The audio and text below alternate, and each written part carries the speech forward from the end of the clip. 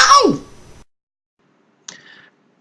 Okay, guys, stop watching this video. Go see Pacific Rim. I swear you, just stop.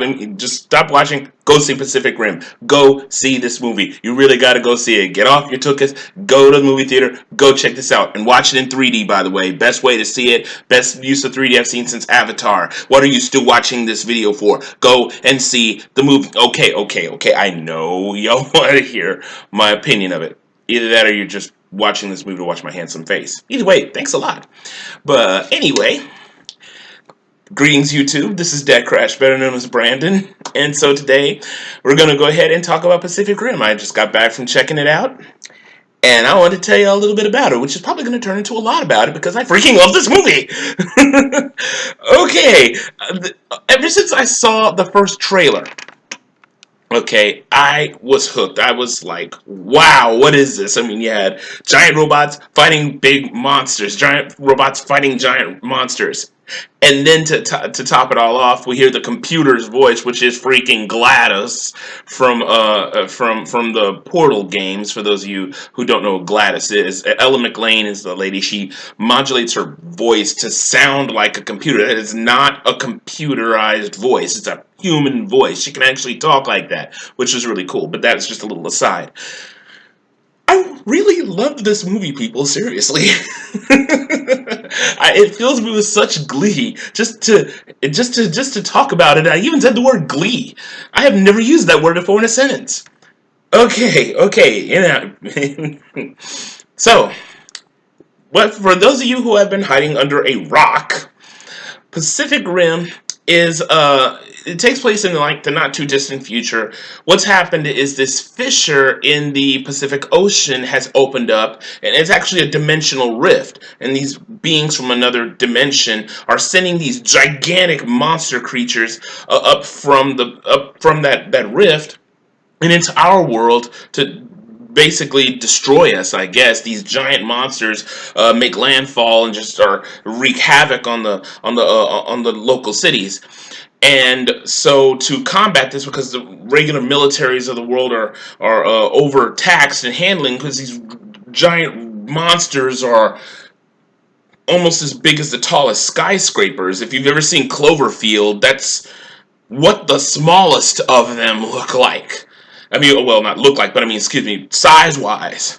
Okay, and that would have been one of the smallest of them. They're called kaiju. Now, kaiju is actually a kind of Japanese word that refers to the giant monsters like from the Godzilla movies. So yeah, they started naming these creatures kaiju. And so what the world governments do is they pool all their resources, and the UN starts developing what's called the Jaeger program. Before I continue, spoiler free for now. I might get into a little something later, and I will warn you of the spoilers. So anyway, what I'm telling you right now is pretty much anything you can pick up if you just watch a tiny little overview of the movie. Anyway, so the UN builds what's called the Jaeger program, these giant robots to combat the kaiju. And what's going on is that the pilots have to neurally link with each other. Each Jaeger requires 2 pilots. They tried it with one, but the neural link is too much for one human brain to handle. The pilots almost all died. So what they found was a way to link the 2 pilots neurally in order to handle the load, to share the load. And this neural link actually kind of puts you in the mind of the other person. You're sharing thoughts, so you can actually work with each other and pilot the Jaeger. One person's working like one side, and the other person's working the other. Kind of like the 2 sides of your brain work. So anyway, for a time, things are going well, but then all of a sudden the kaiju start coming more frequently, and they're starting becoming smarter and much stronger, and so the Jaeger program becomes overwhelmed. And so now the UN is starting to decide to make a wall around the coastal regions of the world to hide behind to stop the kaiju from coming in. But whereas you have one small group that was once part of the Jaeger program are basically bringing in all the last remaining Jaegers, most of them already been destroyed by the stronger kaiju, to try to make a final stand and try to bring the fight to their door, which is basically the portal. And this is pretty much how the movie is set up. You have some really great acting. I mean, okay, this is, at its heart, pretty much a movie about giant robots fighting giant monsters. However, it actually is well acted.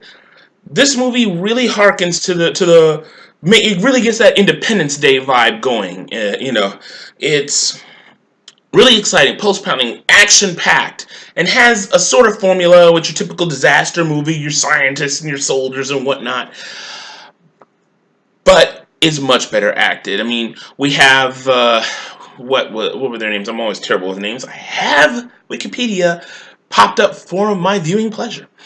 And so we have Charlie Hunnam as Riley Beckett. He's the main character. He's actually a former Jaeger pilot whose brother was killed in a fight with one of the stronger kaiju while they were still neurally linked.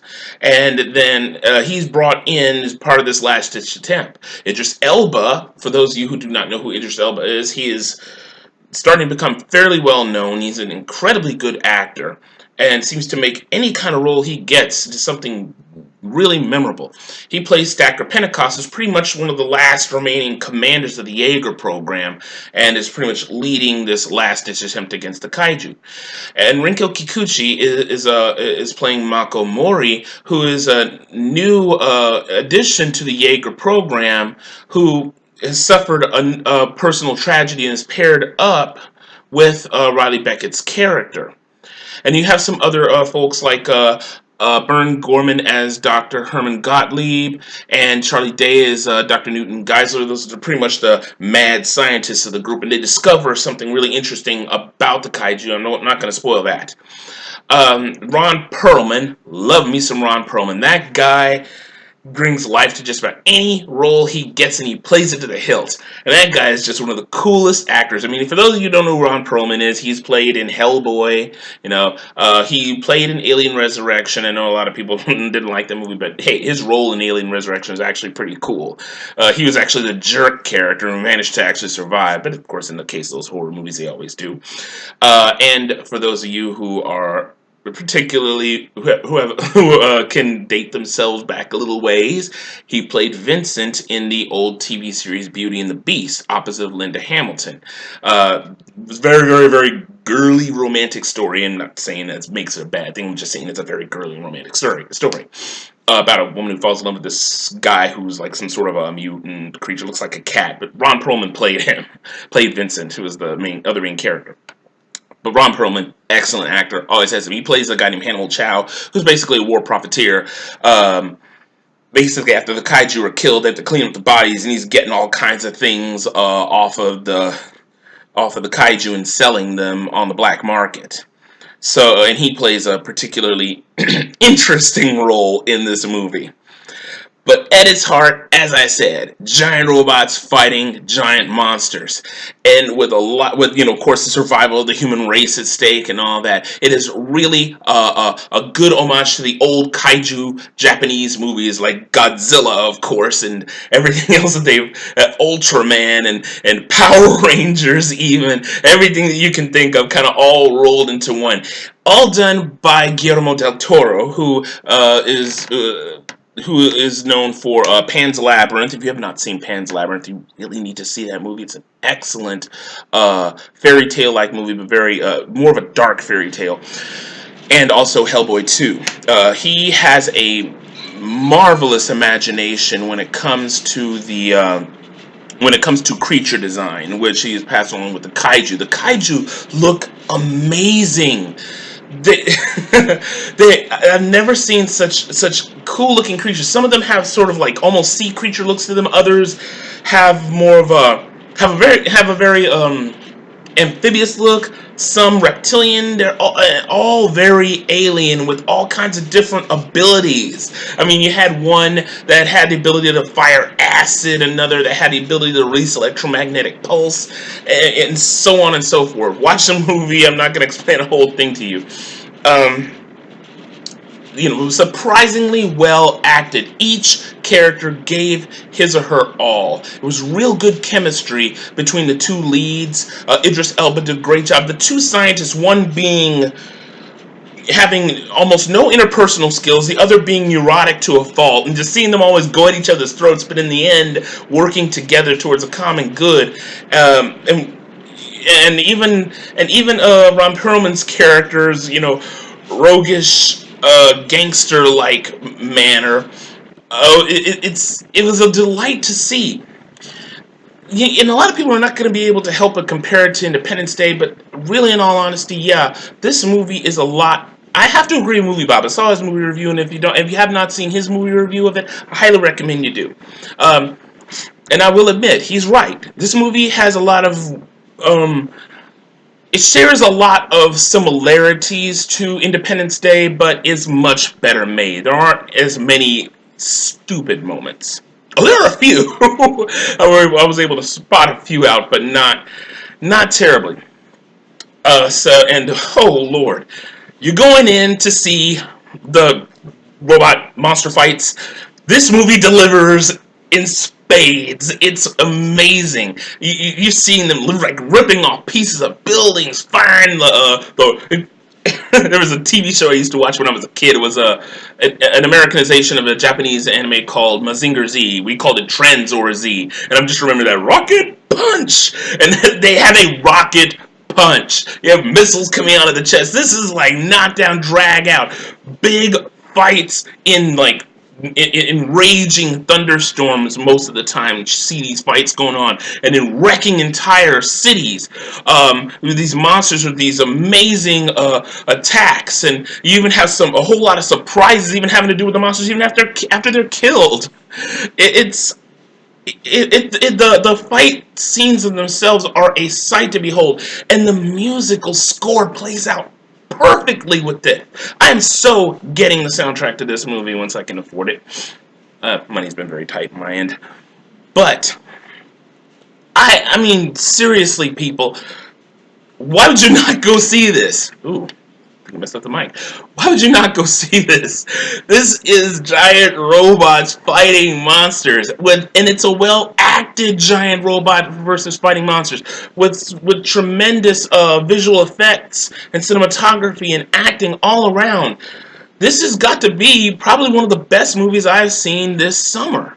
And that's saying a lot, because I've seen Man of Steel and I've seen Star Trek, and I love both of those movies, but those movies did have some glaring issues.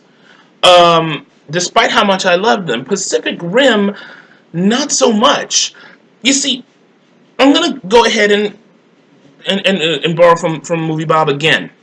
As of late, a lot of movies have been taking themselves way too seriously.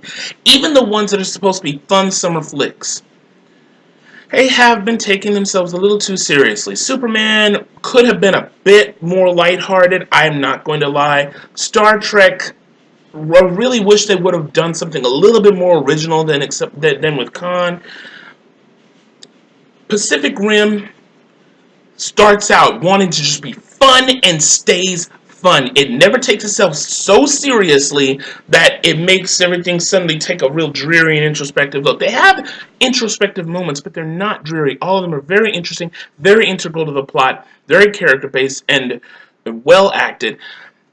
But it does not sacrifice the action and the fun aspect for that. Each part of that movie keeps you interested, keeps you riveted.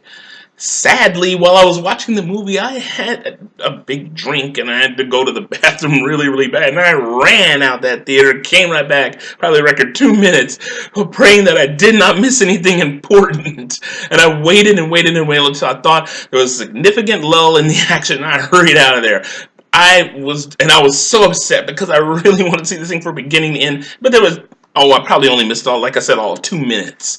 So I'm okay, and probably going to go see it again with a friend of mine who's out of town right now. But seriously, people, this is a great movie. You need to go see it. I mean, I don't know why you're watching this video. Go see this movie. I'm sorry. I really can't offhand think of any problems. Maybe at a later time I might think back on something that was really kind of stupid, but everything played out so well. Everything was really well explained. They didn't resort to weighty exposition. Every part of the movie that needed to come together in the way that it needed to be was all put in just right through the acting, through the situations. This movie was not only a fun, awesome romp, It was very well thought out, and that's a very rare thing to see in a big summer blockbuster. 10 out of 10. I Not even lying. I cannot recommend this movie highly enough. You are doing yourself a disservice if you do not go see this. And like I said, go see it in 3D. Most of the time, movies nowadays have just been put in 3D just to get more money in for people who just like 3D. No. Good. This is 3D done well. Good 3D immerses you in the movie. It makes things feel like they're, more real.